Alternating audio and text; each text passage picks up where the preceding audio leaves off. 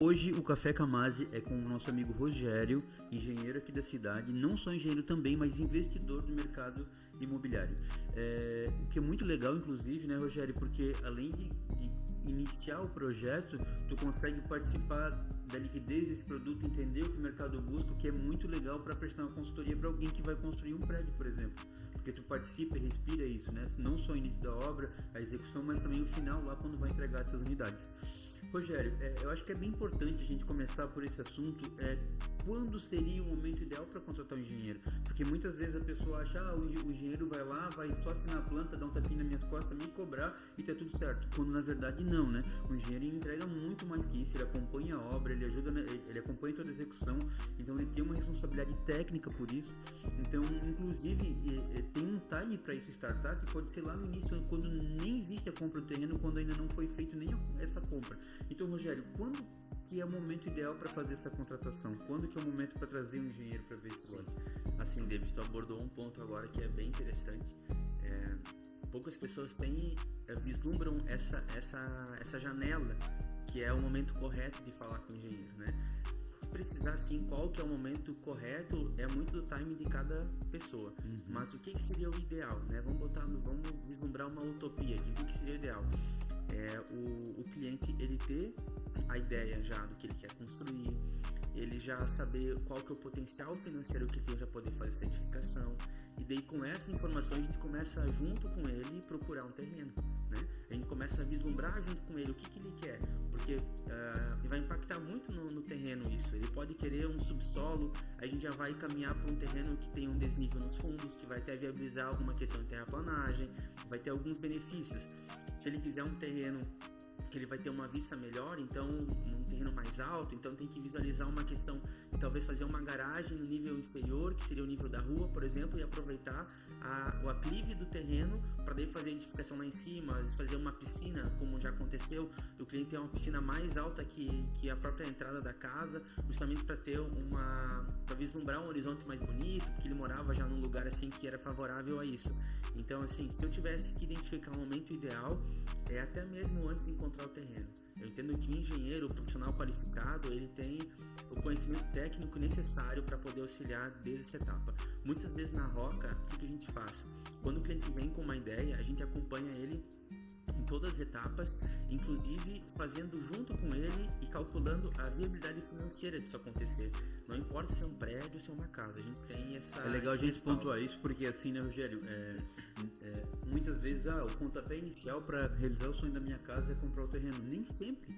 Às vezes o pontapé inicial é sentar com o engenheiro, trocar essa ideia para entender o que ele quer, porque vai ser feito um briefing, uma conversa, ver se tudo que ele pensa faz sentido, se o produto que ele está buscando é isso mesmo. Então, essa jornada de compra, se tu tens a vontade de construir e não comprar um imóvel pronto, ele começa lá atrás com o engenheiro antes mesmo de falar com o corretor, porque baseado na conversa que vai ter entre engenheiro e o cliente que vai executar essa obra, que vai construir, é que vai ter esse norte, tipo, vamos procurar um terreno com aclive, declive, nessa localização, ele vai chegar pro corretor, que fica muito mais fácil, meu orçamento é esse, eu preciso de um terreno em aclive porque o meu projeto vai ser mais ou menos isso. Isso aí, perfeito, é exatamente essa colocação. Inclusive até a gente já fez algumas parcerias com a Mali aqui com vocês, né? E aconteceu de ter esse feedback, essa dinâmica, porque através desse caminho, dessa jornada, tu consegue encontrar o terreno ideal para o cliente, tu consegue, como você falou, montar esse briefing, identificando quais são as necessidades e que atinjam a expectativa dele, porque daqui a pouco ele vai lá, compra um terreno que ele acha que é o melhor terreno, na verdade não é, né? Então é muito importante essa fase, esse alinhamento, esse briefing, essa conversa, ter já uma prévia do que ele quer na edificação, do que ele quer na casa dele, para poder daí a gente encontrar o terreno ideal, para daí fazer esse fluxo financeiro também, de entender assim, bom, eu vou querer uma casa, então ela vai ter que ser, vai ter um subsolo, então tem que entender toda essa questão desse custo que vai ter com pilotis, que às vezes uma casa no terreno plano não vai ter. Uma coisa bem interessante também, que o engenheiro pode assim, auxiliar de uma forma enorme, assim, que faz muita diferença. A gente conhece de fato e tem caminhos para identificar quais são os terrenos que tem aterro, quais são os terrenos que são mais qualificados, não só no quesito da topografia, mas de fato no próprio solo do terreno. Porque tu vai no loteamento, teve terraplanagem, a gente consegue, através de sondagem e através também da experiência, visualizar isso, ir lá, olhar qual que era o nível anterior daquele terreno, quanto foi aterrado, e tudo isso tem uma influência também nos custos de fundação e do como um todo, né? É fato, né? Tipo, tudo que a gente faz programado, digamos assim, com uma projeção futura, planejando tudo isso, sempre vai te trazer vários benefícios. E na maioria das vezes, não só em time de execução, mas também a questão financeira, né? Porque, como tu falou, eu tenho 2 lotes no mesmo valor, daí eu vou lá, esse lote fica no começo da rua, estou comprando aqui, mas esse aqui está 5 mil mais barato, quando na verdade um outro lote, uma outra posição, tem uma posição solar melhor, o solo é mais firme, então sempre traz benefícios. Outra situação que é legal a gente pontuar, Rogério, deixar frisado que as pessoas às vezes entendem que o engenheiro ele faz só o projeto, na verdade não é. É importante também a presença desse engenheiro durante a obra, né? Porque ele vai assinar esse RT, ele vai ter a responsabilidade técnica, ele precisa da orientação para que tudo saia conforme planejado, porque senão às vezes a gente traz uma outra economia sem sentido, porque tu economiza hoje aqui porque eu não quero que tenha hora técnica do engenheiro porque eu acho muito caro, depois tá lá fazendo recalque tá refazendo a fundação porque cedeu um canto da casa, fissurou, então isso não faz sentido, né? Como é que tu vê isso, Rogério? Assim, na prática, isso, o que eu vejo? Eu vejo uma questão até quase cultural aqui na nossa região, e tenho certeza que não é só aqui, porque há tempos atrás não era tão comum tantos profissionais na área, era uma outra dinâmica de construção, até as próprias legislações eram diferentes, né? Só para ter uma ideia, a gente já pegou plantas aqui para fazer regularização de obra, para fazer ampliações, que quem aprovava na prefeitura era um médico. Então, tu entende como era assim, era o que tinha para aquele momento, entendeu? E assim foi com todas as cidades. Então, até se criar uma questão cultural de que existe um profissional qualificado para assessorar tudo isso, o que acontecia? O cliente às vezes tinha um amigo que era pedreiro, que já tinha feito várias casas, e daí aprovava a planta, ou muitas vezes não aprova, vai lá e constrói com o entendimento do pedreiro, ou enfim. Só que acontece, muitas vezes, não que ele não tenha seus méritos, é claro que tem. Se não tivesse mão de obra, eu não estaria aqui hoje. Mas fato que a construção civil evolui demais. Ela evolui e traz consigo novas técnicas, novas ponderações para a questão estrutural. E nem toda mão de obra se qualifica para isso. E nem toda mão de obra acompanha. Como também eles não têm nem engenheiros e profissionais que não acompanham. Porque é muito dinâmico o nosso mercado hoje. Então, o que acontece? É fundamental essa visita do engenheiro, esse acompanhamento. Mas por ter essa questão cultural, existe uma restrição. Ou às vezes o cliente entende que é um gasto e não é um investimento. Porque qualquer recuperação na fundação ou qualquer reforço tem que ser feito, com certeza ele vai gastar muito mais. Assim, vamos pensar hoje 10 vezes mais do que uma hora técnica de um profissional, que às vezes em uma hora o engenheiro vai lá e diz assim, olha, isso aqui vai dar errado, não vai por esse caminho, entendeu? Então, é importante criar essa questão cultural, é importante trazer essa informação, porque às vezes quem constrói nem entende isso, porque, poxa, eu me relacionei com tal pessoa e ela fez a casa dela e deu tudo certo, só com a mão de obra, e daí vai por essa linha, sendo que existem vários outros caminhos, né? Procurar um profissional, entender qual é o serviço que ele pode prestar, porque como a gente estava falando antes, o profissional da área de engenharia, enfim, das construções em geral, arquiteto, até um técnico de edificações, às vezes bem instruído e que com conhecimento vai conseguir dar esse suporte. Mas vamos pensar no engenheiro, que é o caso. Ele vai te auxiliar perfeitamente desde a habilidade financeira dessa obra até na questão de pós-obra, porque ele conhece todo esse caminho, ele estudou todo esse caminho, então tudo isso são pedras que ele já passou, são etapas que ele já vivenciou. Eu vejo uma evolução, né, Rogério? Porque assim, vamos falar, hoje no teu mercado, quando eu vou procurar um serviço, eu não procuro só o serviço, eu procuro a solução para determinada coisa. Então eu vejo, pelas negociações que a gente já teve, nossas parcerias, hoje o escritório da Roca, como uma boa gama dos que a gente tem na cidade, faz do início ao fim da obra. Então ele consegue te entregar a solução para aquela situação, né? Tu vê isso também como uma evolução, porque no primeiro momento era algo mais peculiar, né? Tipo, mais focado há um tempo atrás na engenharia em si. Isso foi uma evolução do mercado para vocês, para o engenheiro, foi uma uma adaptação, uma melhoria nesse sentido? Como é que tu vê tudo isso? Eu entendo assim, ó, que é muito particular de cada profissional. Tem profissionais que se sentem confortáveis desenvolvendo um único papel. E eu sempre trabalhei, eu estou então na área desde 2009, né? E eu iniciei na Finan Construtora, e desde lá eu peguei esse viés de entender um pouco de cada obra, e daí, com o passar do tempo, ir me especializando e aprofundando mais. Porque na época da Finan a gente fazia desde loteamento, casa, prédio, então sempre foi uma área que eu me senti confortável. E eu gosto muito de matemática, de fazer conta, então a questão da viabilidade financeira também é atrativa para mim. Então com isso eu trouxe para a Roca. Eu trouxe essa experiência, né? Então basicamente eu estou indo para 14 anos já de mercado, de entender desde como que é a contratação da mão de obra até o pós-obra, até saber quais são as principais patologias que a gente vê hoje, né? Até é legal falar sobre isso. A gente tem 3 principais patologias que, com algumas técnicas corretas, elas podem ser minimizadas, né? E em questão da nosso clima, tem algumas que são difíceis de resolver, porque a gente tem uma variação de temperatura muito grande, o que não é tão bom para a construção. E às vezes o cliente final ele não tem esse conhecimento, e não dá para você dizer para ele assim, olha, não tem como resolver.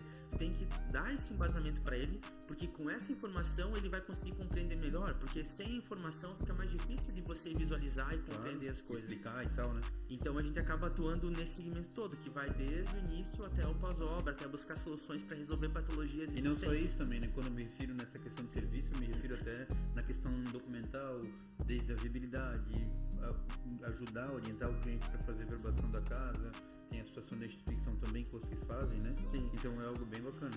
Assim, ó, essa semana, inclusive, eu estive atendendo uma empresa aqui em Indaial que eles estão procurando um galpão para ampliação. E esse galpão, ele tá já averbado na matrícula, porém surgiu dúvida do cliente porque, vamos dizer assim, não tem o recuo frontal exigido. Só que é uma edificação que ela é de 1984. Então existe toda uma análise diferente para ser feita sobre isso. E quando vai conversar com o cliente, tu percebe a insegurança, as dúvidas, normal, né? Tipo... Exato. Só que o ponto bom que eu queria até salientar é que esse cliente ele veio procurar a informação antes de comprar. Então, voltando ao ponto que estava falando antes do timing correto, do tempo ideal de procurar um profissional, tu vê a preocupação desse cliente.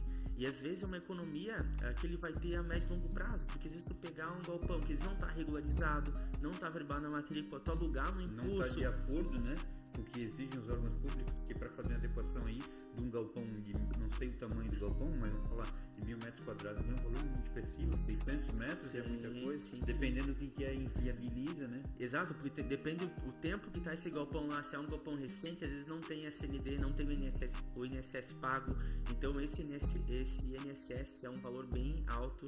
Subiu, né? Teve uma correção agora. Sim, teve agora ano passado, teve esse reajuste, então assim, edificações que o pessoal pagava 5 mil, hoje está 20 mil, 15 mil, depende muito do tipo de obra e metragem quadrada, né? Entrando um pouquinho nesse insight, vamos bagunçar essa conversa toda aí, tu falou em adaptação, que a gente está evoluindo e ajustando e tem que se adaptar. Rogério, eu vi no mercado, inclusive, casas que tiveram que fazer alguns ajustes, por exemplo, dimensionamento de calhas, dimensionamento da questão do dreno dos vidros, por conta dessas chuvas torrenciais que acabaram de acontecer. Por exemplo, teve semana passada uma chuva muito forte, inclusive na minha casa tive problema de alguns clientes também, a gente teve que ir lá ajustar. Tem que adaptar por conta das questões climáticas, essa questão de calha, ajustar um percentual por conta da conta dessa vazão. Como é que funciona esses ajustes? Tem que ocorrer essa adaptação dentro do projeto? Sim, o que acontece, né? É que existem índices e com base nesses índices a gente acaba dimensionando e especificando quais são os materiais adequados para isso. Então, assim, para dimensionar uma calha existe uma fórmula, né? Mas dentro dessa fórmula tem que pegar o índice pluviométrico da região. Então tu tem que ter uma média das chuvas. Então não é uma questão assim de tu entender, eu vou comprar aquela porque o cara faz mais barato. Talvez ele faz mais barato porque ele entrega menos produto, ele entrega uma calha com dimensionamento menor. Então isso vai ter uma influência fundamental. Então, trazendo para uma realidade aqui que a gente teve agora na semana passada, então algumas casas que, por exemplo, tiveram um problema de vazão, é realmente algo fora da curva. Então, porque é algo que não era previsto. Isso aí, são exceções. Acima da média, uma calha pode talvez passar por cima e molhar o imóvel por conta natural, tipo como uma enchente é um fator muito fora da curva, então Uhum. tipo, vai ter um volume muito grande de chuva aí que vai passar por cima, então isso realmente pode acontecer, não é um defeito da casa, é que naquele momento usou-se uma média para fazer o dimensionamento da calha e acabou sendo muito assim. Eu tive inclusive clientes que tiveram problema com janela, porque há algum tempo se usava 2 danos, uma coisa totalmente atípica, 2 furos de 8 mm, por exemplo, e agora se usam 4 ou 6 para dar conta da vazão dessas chuvas torrenciais que estão acontecendo aqui nos últimos tempos. Se não transborda e entra para dentro de casa, Exato. né? Acaba, que ali, assim, nesses pontos, existem várias coisas que tem que ser analisadas, né? Por exemplo, assim, essas calhas. Vamos pensar que o dimensionamento tava certo e ela transbordou. E ela tava limpa, entende? Então, ela tava na posição correta, ela tinha declividade correta, porque tem várias coisas que vão além de tu dizer assim, não, o tamanho tá certo, mas depende muito da inclinação que foi colocada, então talvez ela não tinha inclinação pro cano, porque acontece, faz uma coisa assim, nossa, mas como isso acontece? Como acontece de não colocar o piso correto com queda pro ralo do banheiro. Então por isso que eu digo, a importância do engenheiro em todas essas fases, para ela poder vistoriar, para poder acompanhar essas etapas. E com relação específica à questão de chuvas, né, a gente tem essas questões atípicas que de fato pode ocorrer e pode transbordar essa calha, pode entrar para dentro de casa, pode ter vários problemas. Só que muito importante é fazer a manutenção preventiva, entende? Fazer a manutenção da própria casa, não só nas calhas, mas em todos os aspectos, né? Porque isso vai ajudar a prevenir, sim, vai ajudar a prevenir.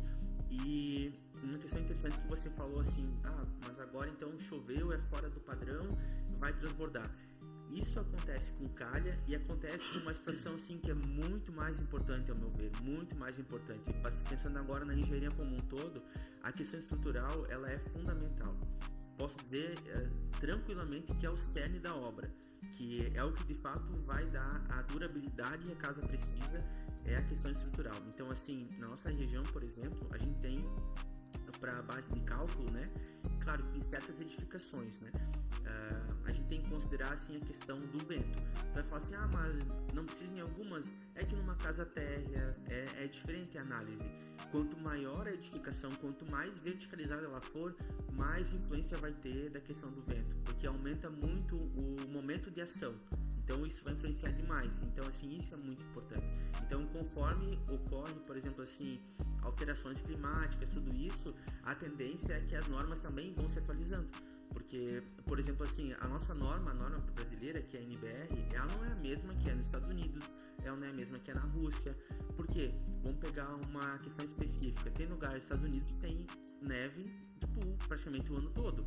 Então lá tem que ter uma sobrecarga no telhado por causa da neve, porque essa carga fica lá acumulada, então tem que ser dimensionada para isso. O que aconteceu no Brasil há um tempo atrás, na nossa região também muito forte, quando deu um período de neve, assim, acho que foi 2 dias assim, que nevou, alguma coisa assim, que caiu cobertura de posto. Por quê? Porque não estava essa sobrecarga dimensionada corretamente. Então assim, existe na NBR, ou seja, na norma brasileira, algumas previsões que o pessoal às vezes não faz, não dimensiona corretamente, porque pensa, não é comum, não vai acontecer, mas isso acontece.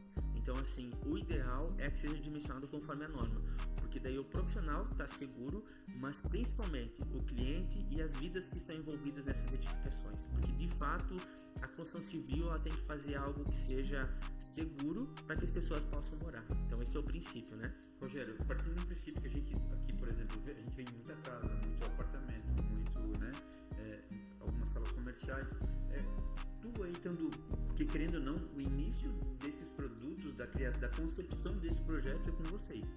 Então hoje, tu analisando o mercado, o que está mais em alta, assim, o que mais está acontecendo, o que a Roca mais está projetando? Então, é o que? Casas, a gente tem uma tendência, por exemplo, de lofts, né? A gente tem aí uma ideia, uma vontade, mas ainda não aconteceu aqui. Tu vê isso como algo que vai acontecer? O que tu vê como tendência de aumentar essa demanda e que tipo de produto? E analisando a ideia dos construtores, a conversa, o que eles estão levando para aqui, as dores dos clientes também, o que tu vê que vai estar em alta aí nos próximos anos ou daqui a falando a curto prazo, 2 anos aí? Isso é muito forte, o pessoal queria a casa. porque a casa de fato ela traz um aconchego diferente, né? Não tô nem classificando que é melhor ou pior, porque isso é muito particular. O que até favorece, né, Rogério? Porque se a gente for pontuar, analisar o mercado em si, Indaial hoje entrega um dos melhores preços regionais aqui. Sim. Se a gente for pontuar com Blumenau, Timbó propriamente, até Rodeio, se for pensar em tudo que a cidade entrega e o valor do lote, é muito mais interessante se tu trabalha em Blumenau, tu comprar um lote aqui, construir aqui, do que comprar em Blumenau e pagar mais por lote. Assim, Indaial eu vejo como privilegiada, né? Mesmo com essas chuvas que aconteceram, né, que eu lamento que tenha influenciado assim negativamente na vida de algumas pessoas, mas quando você olha para o passado e tu olha as situações que aconteceram em Blumenau, Timbó, em outras cidades da região, tu vê que Indaial é privilegiada, porque é muito menos impactante essas questões de chuva e enchentes aqui na nossa cidade.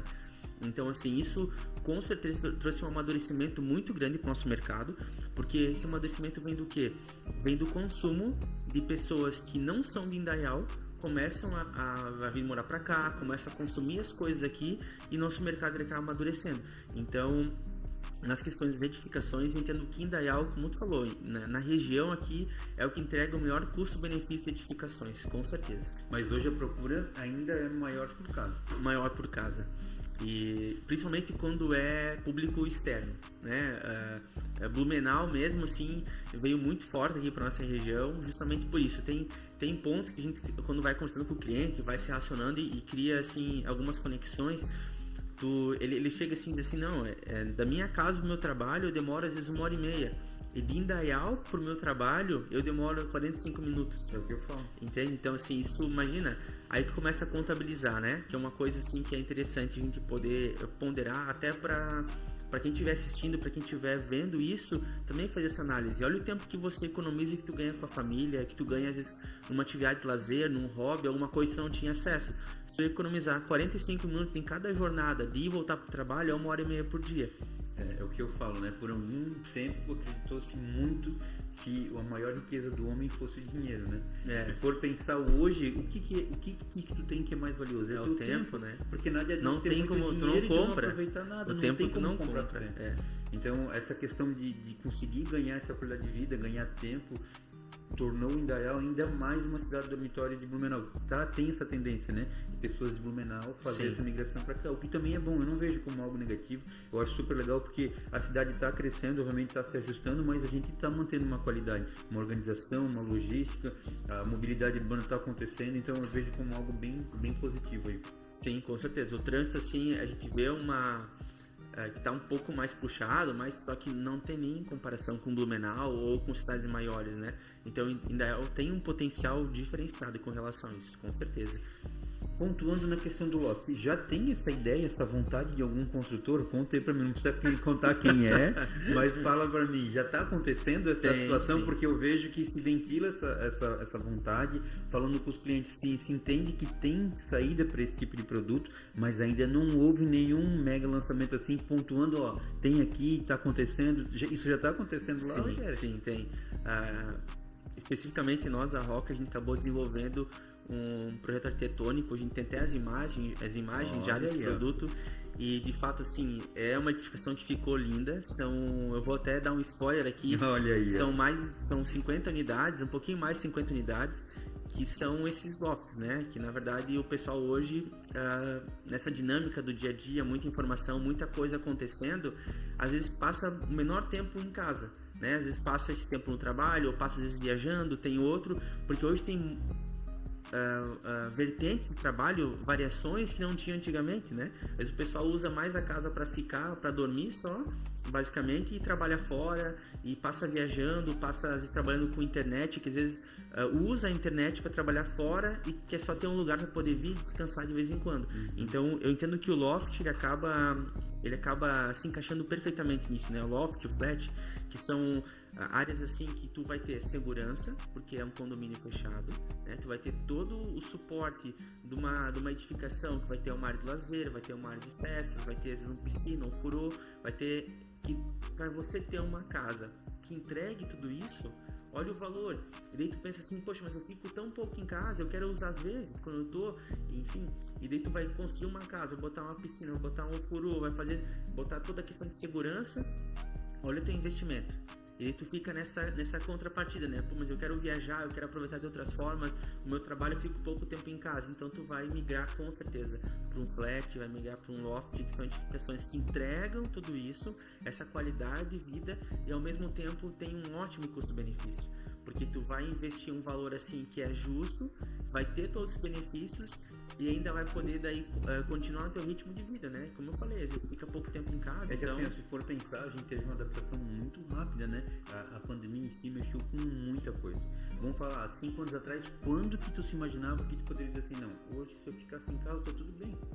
Eu pego um Uber, eu vou pro trabalho, eu faço aqui, faço lá, tipo, essa questão da própria mobilidade mudou muito. Então, tipo, por exemplo, hoje quase que não é uma coisa essencial ter uma vaga de garagem pro teu carro, porque Sim. talvez tu não tenha carro. Sim. Entende? Então, tipo, isso mudou muito, inclusive, na concepção dos imóveis, porque isso mudou muita coisa, né? Então, hoje, como você falou, eu quero ter o meu cantinho lá pra vir, mas eu não quero ser, talvez eu quero ser nômade, eu quero ser do mundo, eu tenho a liberdade de trabalhar em qualquer lugar, eu quero passar um tempo aqui, eu quero viajar pro Rio Grande do Sul, posso trabalhar de lá, então, tipo, isso acontece. E quando tu voltar a ter um refúgio, tá sem que seja uma coisa que gaste fortuna, exatamente. Um custo gigante de manutenção, a grama pra roçar, a conta de energia, segurança, fica fora muito tempo, quem vai estar cuidando da casa. Então, exatamente, impacta demais nessas questões. E eu entendo que tudo isso, a questão da pandemia que tu falou, ela foi um amadurecimento muito brusco, né, para todo mundo, assim, porque a gente vê numa realidade, e quando chegou aquele momento do lockdown, que eu não esqueço até hoje, no dia 20 de março, assim, foi um dia bem marcante.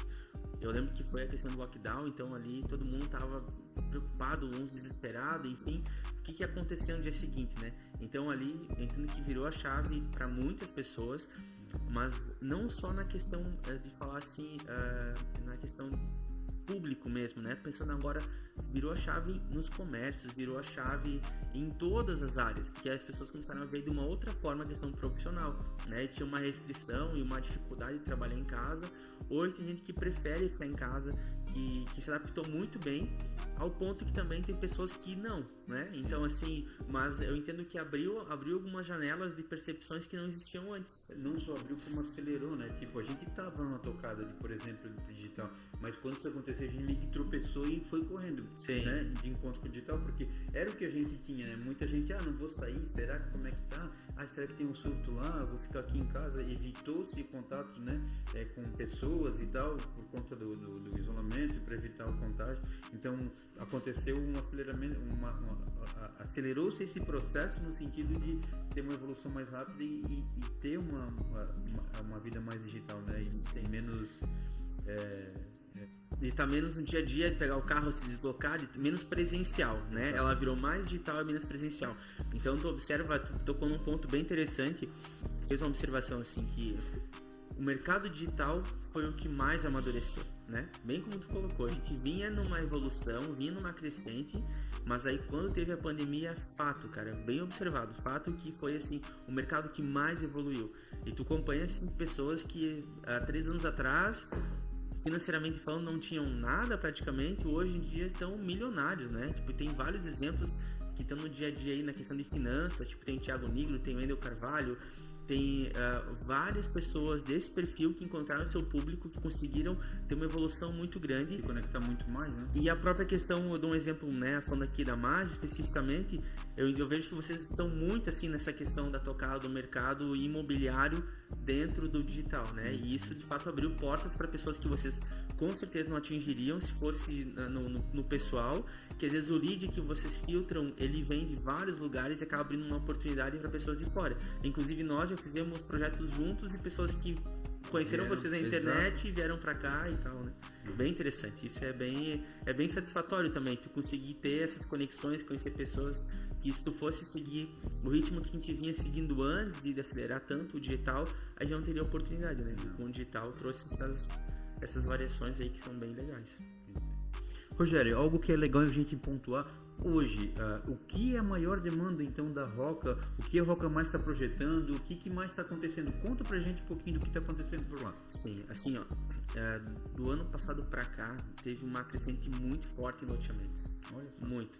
Então, assim, como a gente comentou antes, né, essa questão de vir pessoal de fora para cá e tal, trouxe a necessidade de a gente conseguir evoluir o nosso mercado como um todo na questão dos loteamentos. Então, hoje, a Roca especificamente está com vários loteamentos em andamento. Legal. E isso traz a possibilidade de tu conseguir equilibrar um pouco mais os preços, porque você tem uma oferta maior no mercado e tu acaba também conseguindo acolher melhor essas pessoas, porque tu traz mais variedade de lotes, traz a possibilidade de escolher em qual bairro quer morar, qual se identifica mais, né? Então, se eu tivesse que pontuar assim, não só desse ano, né? A gente tá muito no começo ainda para ter um feedback específico, né?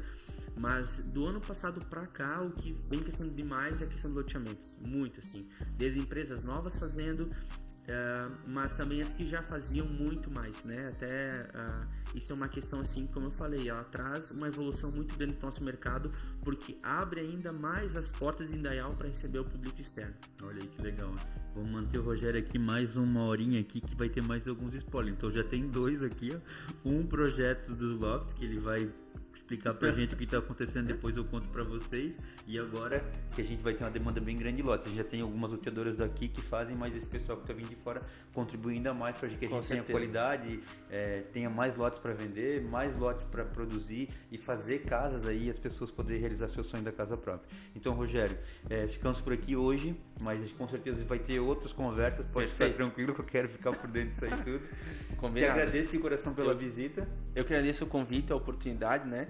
Esse momento eu entendo que ele agrega muito para o público que vai assistir, porque são informações que às vezes tu pegar e ir lá falar com um profissional e na imobiliária, na corrida do dia a dia esse tempo está mais escasso. Então, essa iniciativa de fazer esse café com a Mari, de trazer pessoas do mercado para dividir contigo esse tempo, para poder trocar essas ideias, eu entendo que agrega demais para o teu público, né? Com certeza hoje também para o público da Roca, né? A gente criou essa conexão, essa parceria que já existia, hoje a gente trouxe ela abertamente para uma conversa e com certeza isso valoriza demais, porque como eu falei, é o tempo que o cliente não tem como vir se deslocar, claro. E vai pegar essa conversa, vai pegar um gancho ou outro, vai ter uma ideia e dali pode ser um negócio, né? Pode ser uma oportunidade nova. Rogério, obrigado pela parceria. Fechou? Eu agradeço o convite, tamo junto.